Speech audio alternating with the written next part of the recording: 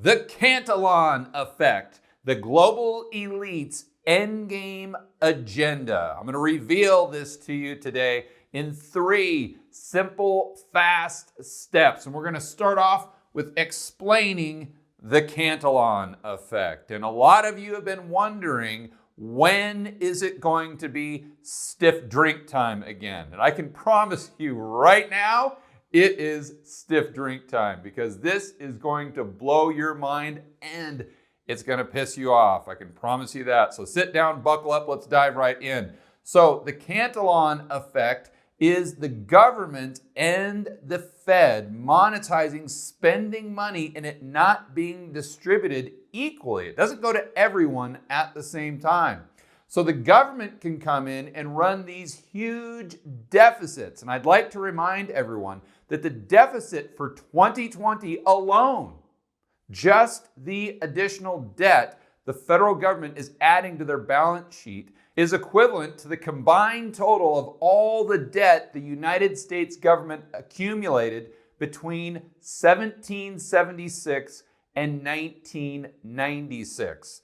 In other words, we are adding as much or almost as much debt just this year as we did in the first 220 years of the existence of the United States. Let that sink in a moment.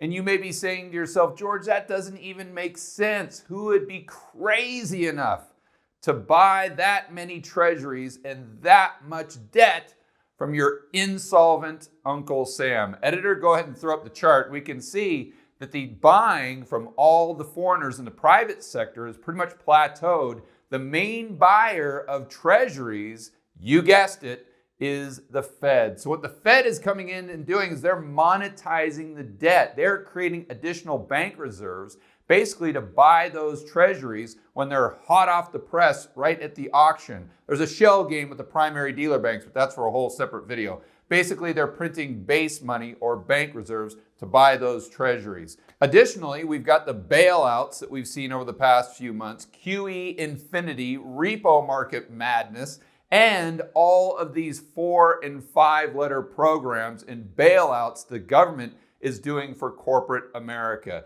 Of course, all of our favorites would be MILF, the Money Market Mutual Fund Liquidity Facility. That's it. These are all examples of how the Cantillon effect starts. So to understand this better, let's go straight to a clip from the documentary Hard Money. The Cantillon effect is when you print and central bankers are providing more fiat, more liquidity into the system. They're doing it via financial assets. The people who are benefited are indeed wealthy, but it's not specifically the wealthy people. It's more people who are friends with the money printers make money off the people who are not friends with the money printers. Because when you inflate the money supply, it's not Bernanke's helicopter where it just drops $100 bills on everyone. Money is printed and first handed to a specific industry or group of people that the government, Federal Reserve, and commercial bankers choose. Those people, because they now have more money, they get to benefit from the fact that the rest of the economy has not adjusted its prices to that new amount of money. And then by time that ripples all the way to people like you and I, we have to just bear the brunt of the higher prices. And this is the thing about inflation. It's a wealth redistribution scheme. And you're taking from everybody else and giving it to yourself. There's something really wrong about that, right? You know, who are the people that you see saying silly things like hyperinflation is good for economies because it stops the concentration of wealth? They're the closest ones to the money spigot. They're the politicians, they're the intellectuals, the socialized intellectuals. Of course they have reason to perpetuate this nonsense. I don't like to speak hyperbolically, but I find it hard not to call this the greatest con in human history. I mean, they've been stealing vast swaths of our time, energy, effort, wealth, just by tweaking the money supply. So the Cantillon effect is pretty straightforward. The government comes in and spends money into the economy like a drunken sailor. The Fed monetizes the debt. Additionally, they create massive amounts of base money through all these bailouts, quantitative easing, repo madness, etc. So they create all of this new broad and base money. First, it goes to the political insiders, then financial insiders, then maybe the subcontractors of the government and cronies. Then it goes into the hedge funds, financial institutions, big corporations, corporate executives. It goes into financial assets. And finally, it may trickle down to the average Joe. But the problem is by the time the average Joe sees any of the money at all that's been created by the additional base money and broad money, inflation has gone up so high that their purchasing power is the same, if not lower. That's how you get screwed through the Cantillon effect. And a perfect example of this are these PPP loans that were part of the CARES Act and the Fed coming in and buying corporate debt. They didn't do it directly. They went through some of their cronies, which is a great example of how the Cantillon effect actually works. To check this out, let's go right to the internet. Let's start by going right to the Fed's website. We've got a press release from April 23rd, 2020. The Fed announces the Paycheck Protection Program liquidity facility for additional SBA qualified lenders. And what I want to point out specifically is this middle paragraph. The SBA qualified PPP lenders include depository institutions such as banks and credit unions.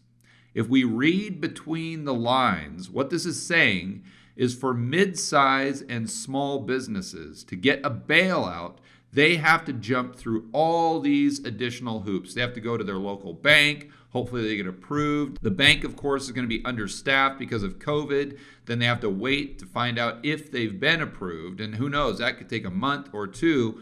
While in the interim, they're having a hard time keeping the lights on, if not going out of business altogether. And we compare that to the financial insiders, the cronies, the people that have access to the Fed. They don't have to go to their local bank to get bailed out because they just had lunch yesterday with Jerome Powell.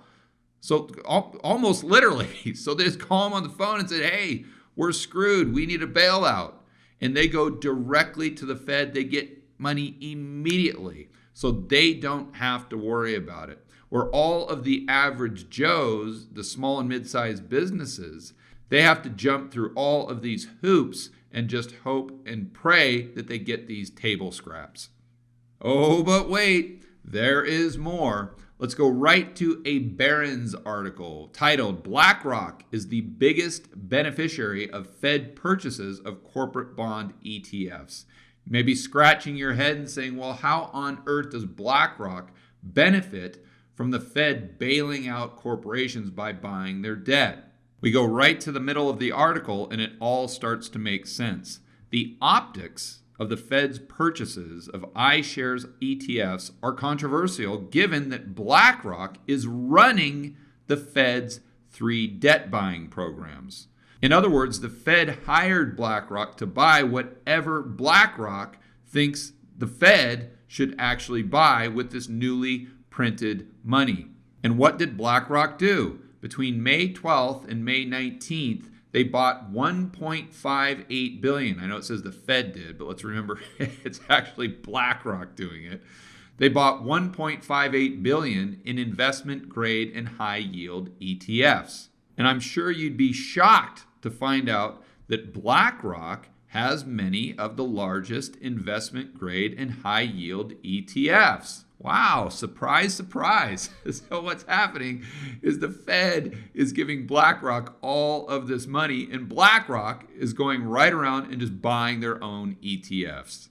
This, ladies and gentlemen, is how the Cantillon effect works. So the takeaway from step number 1 can be illustrated by this chart. Starts off at the bottom, one day goes all the way to, let's say, 3 years, 5 years. The amount of time isn't that relevant. On the left, we've got the M2 money supply, or the money supply in the commercial banking system. I want to be specific with that. It gets really nuanced, but again, that's for another video. We're going to leave the minutia alone for right now and just look at how this works from a broad perspective. So the money supply goes up. So it gets up to this level from the Fed and the government's money printing shenanigans. But at day one, the inflation rate hasn't really set in. But as time goes on, the prices increase more and more and more.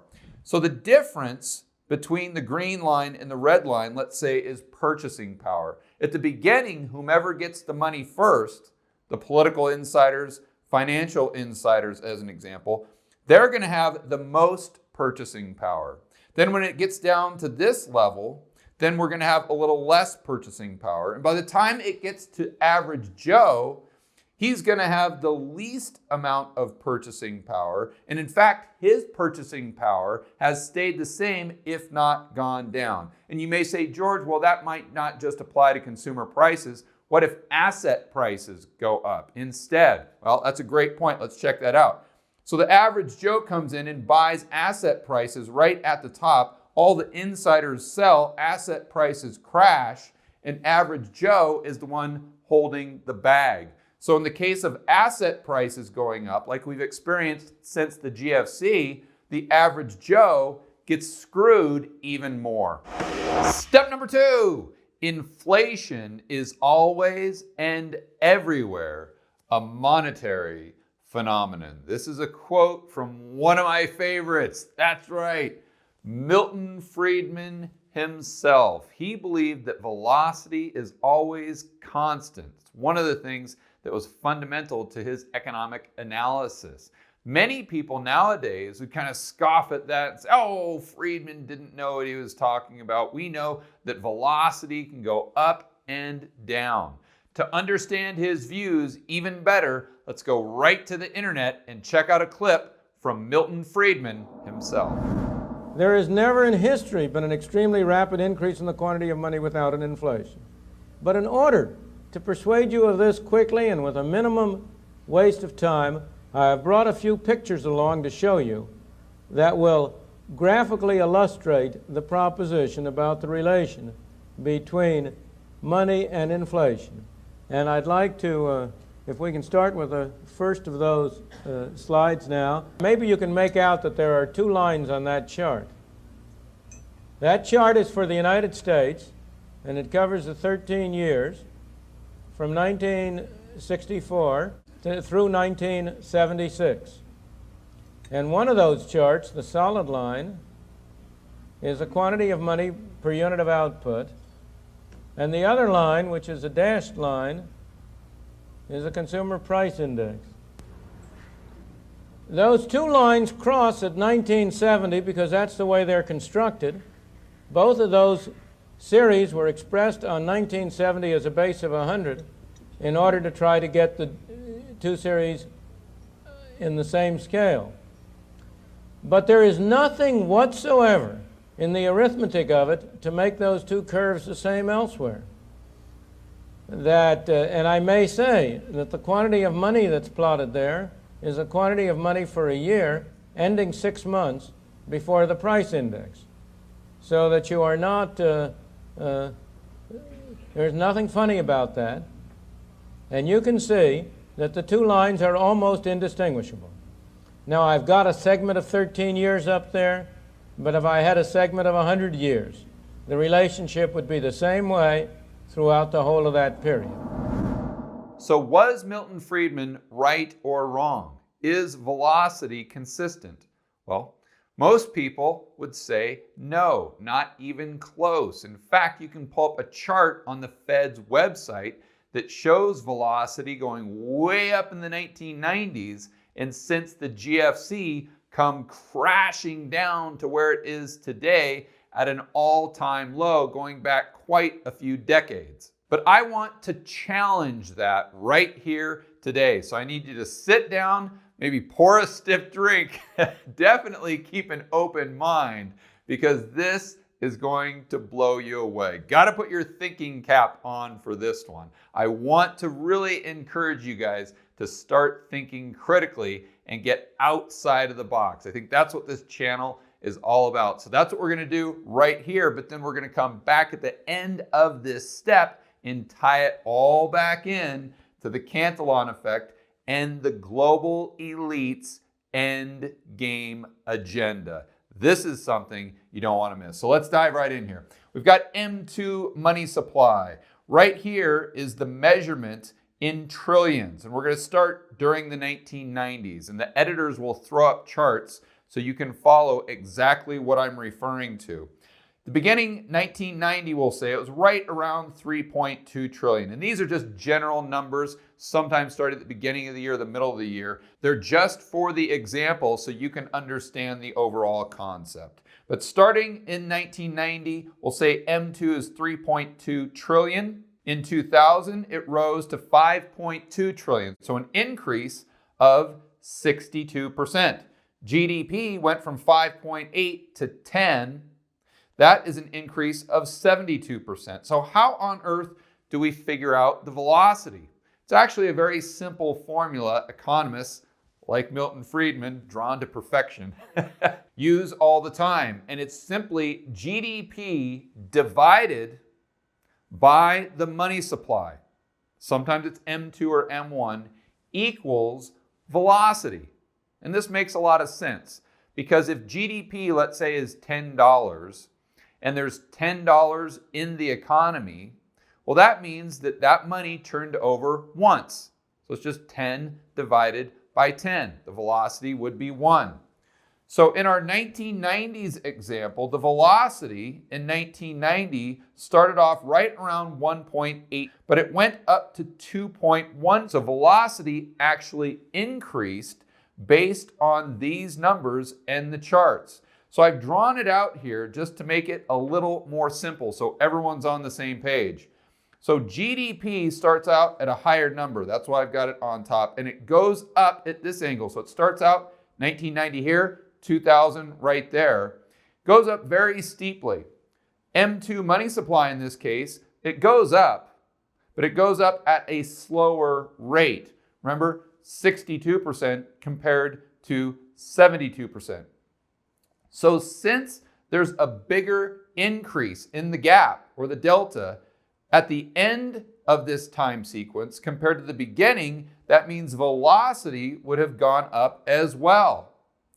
But we have to add another factor because you guys are intelligent individuals. That's why you're watching this channel. So you've heard me talk a lot about Jeff Snyder and the Eurodollars. We know that there's a lot more dollars outside of the United States, potentially, than there is inside of the United States. So if we truly want to understand velocity, and if the formula we're using is GDP divided by the money supply, then we have to really understand what the money supply actually is. And if M2 money supply is only calculating the dollars, the currency units that are domestically in the United States, that's an inaccurate reflection of the money supply in general.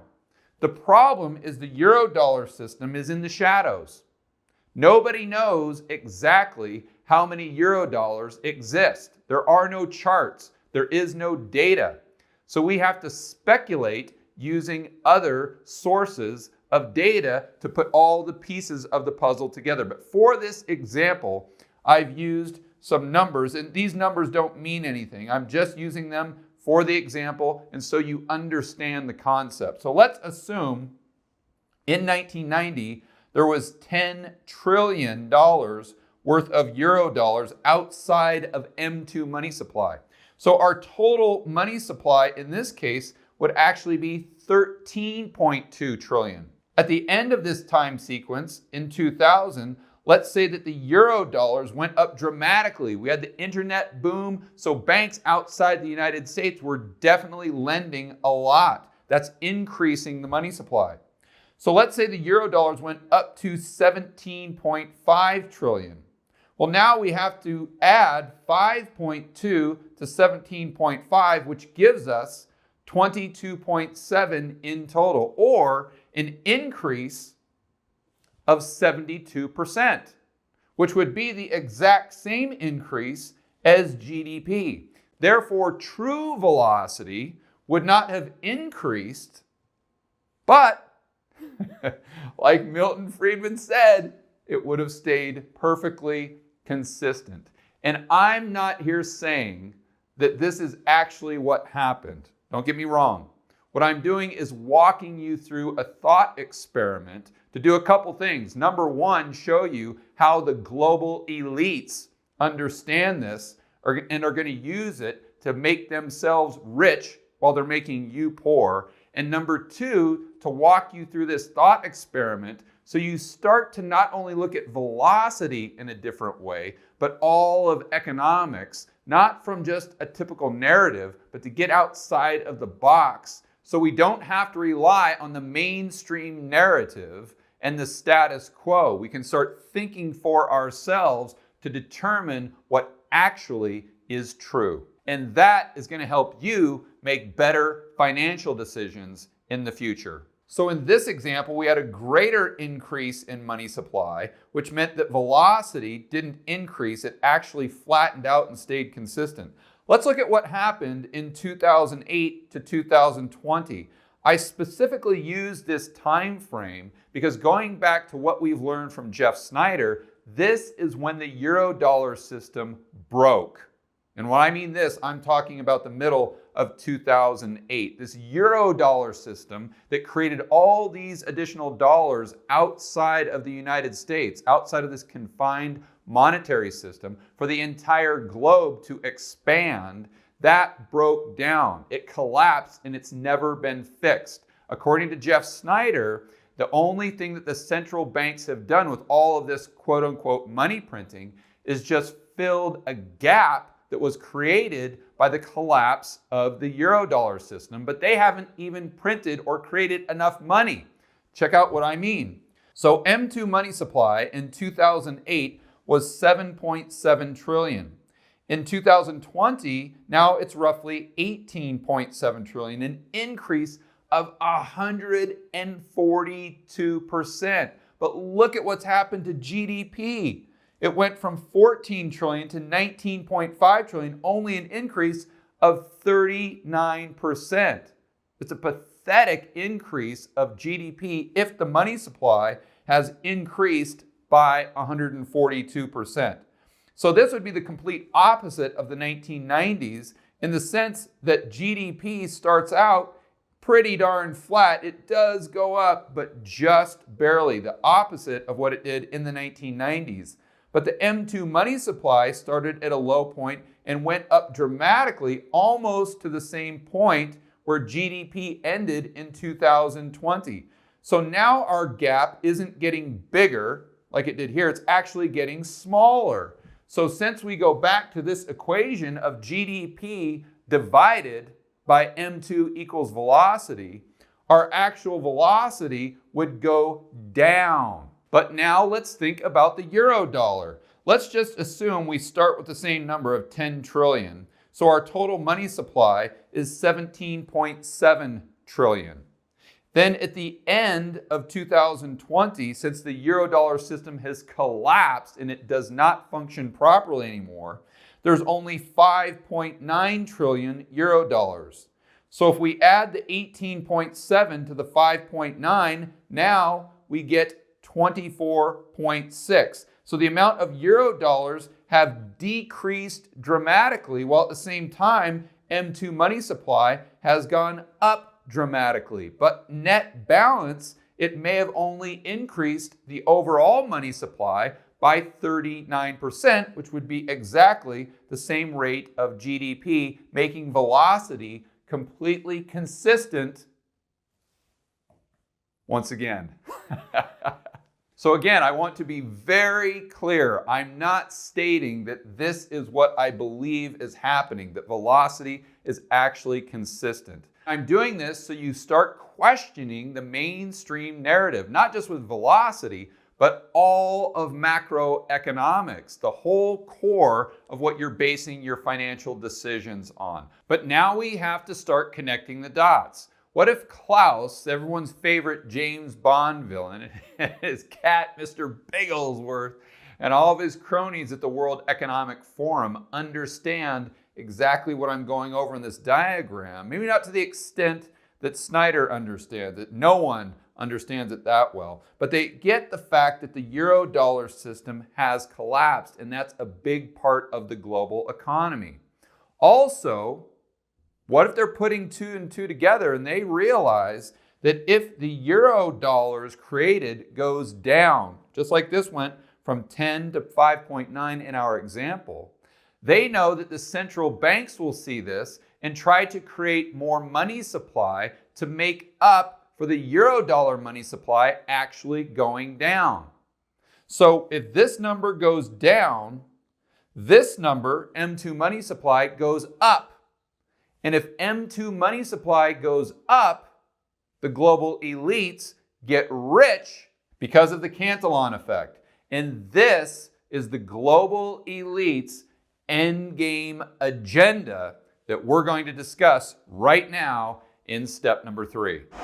Step number 3, what could be the global elite's secret plan to create an economic collapse. And when I say global elite, those are the people that are close. Those are the cronies. Those are the ones that are close to the central bankers and benefit from the Cantillon effect. And there are no bigger cronies on the planet than those individuals at the World Economic Forum headed up by Klaus Schwab. And this was an individual that I featured in a prior video about his Great Reset.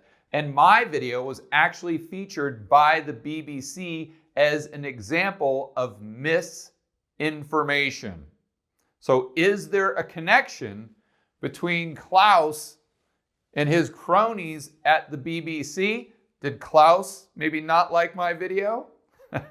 I'll let you be the judge. But if he didn't like that one, he's definitely going to hate this one. And for an introduction to Dr. Evil, or Klaus, we'll call him, and his Great Reset plan, his words, not mine, let's go to a clip from my last video on the Great Reset. To get us underway, let's hear from the forum's executive chairman and founder, Professor Klaus Schwab. Thank you, Adrian. It is obvious that we are in the midst of the most severe crisis the world has experienced since World War II. 75 years ago, countries and people came together to shape the post-war global order, which brought us decades of peace, increased global cooperation, and prosperity to hundreds of millions of people around the world. The COVID-19 crisis has shown us that our old systems are not fit anymore for the 21st century. It has laid bare the fundamental lack of social cohesion, fairness, inclusion, and equality. Now is the historical moment, the time, not only to fight severe virus, but to shape the system for the need for the post-corona era. In short, we need a great reset. Hey, boy, I'll let you shake off the creepiness right there. And I told you, he looks exactly like a James Bond villain. I didn't edit it to make him look that way. That's just the way he is, and that's the way he talks. But let's think this through so we can connect all of these dots.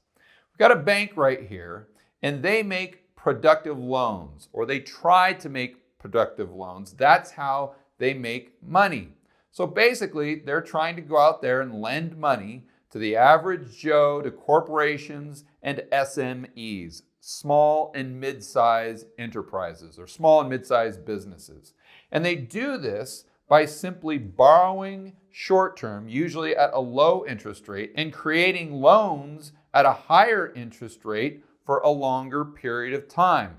But the easiest way to think about this is they get money to have the ability to expand their balance sheet at a low rate of interest, and they expand money, create additional money supply by lending, usually longer term, at a higher rate of interest. So they're always out there trying to find productive loans. They want to lend to people and entities, obviously, that are going to pay them back. But I'd also like to point out, this is how dollars and euro dollars are created.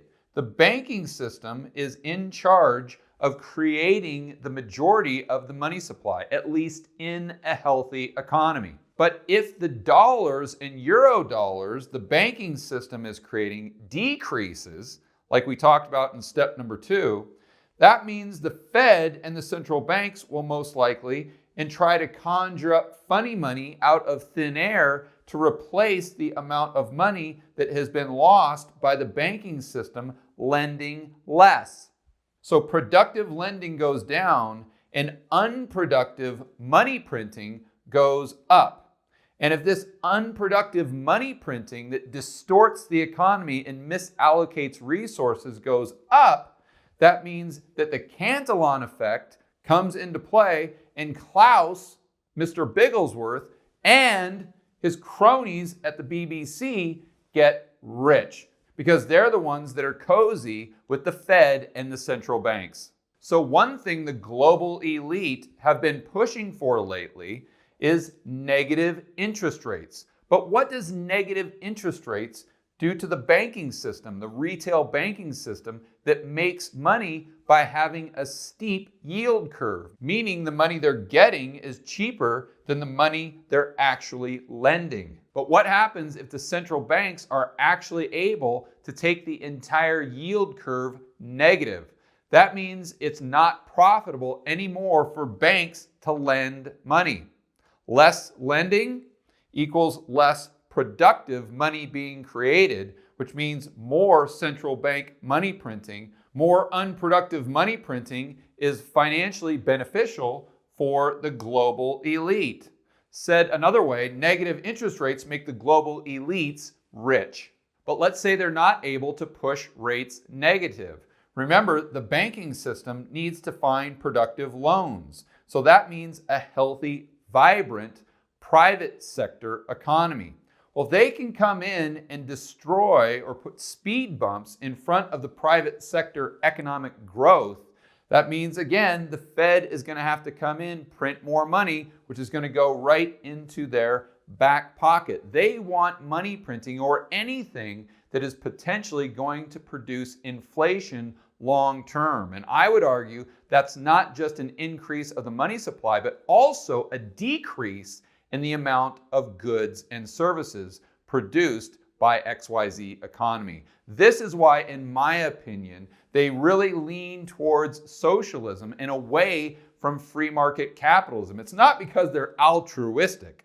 It's because they want to pad their own back pockets. But don't take my word on it. Let's go right to the World Economic Forum's own website to hear what their plan is or their agenda in their own words. And I'll let you determine whether or not you think this would destroy the economy. And I want to start by pointing out to the BBC, who I know will be watching this, that I'm pulling this directly from the World Economic Forum's own website. I want to really emphasize that. I've now said it 3 times, so hopefully the BBC will get it through their heads and do a little homework and realize that when I do a video, I'm taking data directly from the source. So let's go right to that source, Mr. Klaus Schwab himself. This is a quote: "The pandemic represents a rare but narrow window of opportunity," interesting choice of words, "to reflect, reimagine, and reset our world." So what does this great reset include? Well, it's got things like shaping the economic recovery, redesigning social contracts, skills, and jobs, restoring the health of the environment, developing sustainable business models, revitalizing global cooperation, whatever that means, strengthening regional development, and harnessing the 4th industrial revolution. But when you dive into the nitty-gritty, these platitudes just don't make any sense whatsoever. As an example, they want to shape the economic recovery through gender parity. I have no idea how that can contribute to a faster economic recovery. They want taxation, which of course means higher taxation. So I'm not sure how that would lead to an economic recovery either.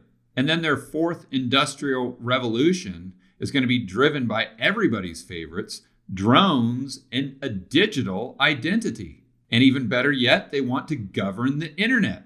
What could possibly go wrong there? And I'm not going to read all of those, but I'd strongly suggest that you come to their website and check out this diagram for yourself. What will become blatantly apparent after just reading this for a couple minutes is that this would completely destroy the economy if it was implemented.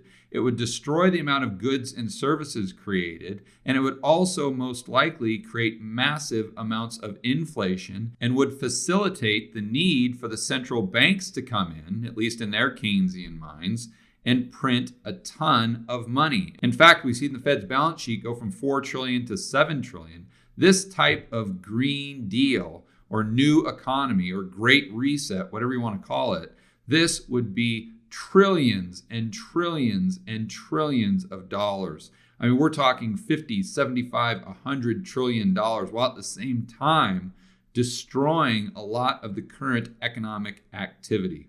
When you think about that many new currency units being created and pumped into the system, and then you layer over the Cantillon effect, it starts making a lot of sense, while from a financial standpoint, it would benefit all of these individuals at the World Economic Forum.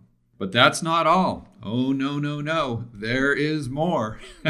Of course, when we read what Klaus wrote about the Great Reset agenda, and again, his words, not mine, there are 3 main components, or 3 steps.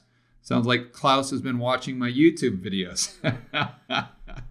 But the first would steer towards fairer outcomes. And I want to point out, he always talks about outcomes. He doesn't talk about opportunities. Even in the second paragraph, governments should implement long overdue reforms that would promote more equitable outcomes. And let's remember what Milton Friedman said about equality of outcome. A society that puts equality in the sense of equality of outcome ahead of freedom will end up with neither equality nor freedom. The use of force to achieve equality will destroy freedom, and the force introduced for good purposes will end up in the hands of the people who use it to promote their own interests. And let me be very clear, I'm not saying this is exactly what's happening. I am saying there's more than a 0% probability, that's for sure. But the main thing I want to point out is the incentive structure, so you can start thinking these things through for yourself. And in the future, whenever you're seeing any of these global elites, these cronies, these financial and political insiders talk about their policy prescriptions, always remember that it's through the lens of the Cantillon effect. For more content that'll help you build wealth and thrive in a world of out-of-control central banks and big governments, check out this playlist right here, and I will see you on the next video.